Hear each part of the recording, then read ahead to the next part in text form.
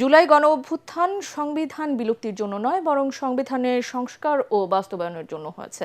বিদায়ী বক্তব্যে একথা বলেছেন প্রধান বিচারপতি সৈয়দ রেফাত আহমেদ। তিনি বিচার বিভাগের স্বাধীনতা রক্ষায় বিচারপতি ও আইনজীবী সহ সংশ্লিষ্টদের প্রতি আহ্বান জানিয়েছেন। সকালে সুপ্রিম কোর্টের আপিল বিভাগের ১ নম্বর এজলাস কক্ষে দেশের ২৫তম প্রধান বিচারপতি সৈয়দ রেফাত আহমেদকে বিদায়ী সংবর্ধনা দেয় সুপ্রিম কোর্ট আইনজীবী সমিতি ও অ্যাটর্নি জেনারেলের কার্যালয়।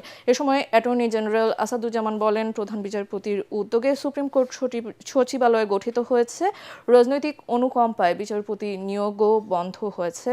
আর সুপ্রিম কোর্ট আইনজীবী সমিতির সভাপতি এম মাহবুব উদ্দিন খোকন প্রধান বিচারপতিকে জানান, হাইকোর্টের অনেক বিচারপতির মাধ্যমে অনেক আইনজীবী অসম্মানিত হয়েছেন। আগামী ২৭ ডিসেম্বর অবসরে যাচ্ছেন প্রধান বিচারপতি। রোববার থেকে সুপ্রিম কোর্টের অবকাশকালীন ছুটি শুরু হয়। আজ শেষ দিনের মতো এজলাসে বসলেন তিনি।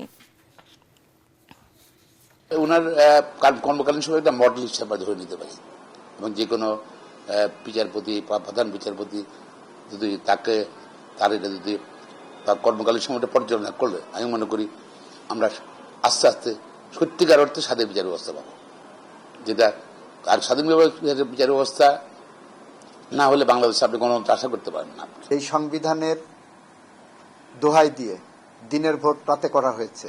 আমরা আগে বলেছি এই সংবিধানের দোহাই দিয়ে দিনের বেলা মানুষ ধরে নিয়ে যে খুন করে দেওয়া হচ্ছে, এই সংবিধানের দোহাই দিয়ে গুম করা হচ্ছে, মিথ্যা মামলা করা হচ্ছে এবং সাংবিধানিক শাসনের নামে।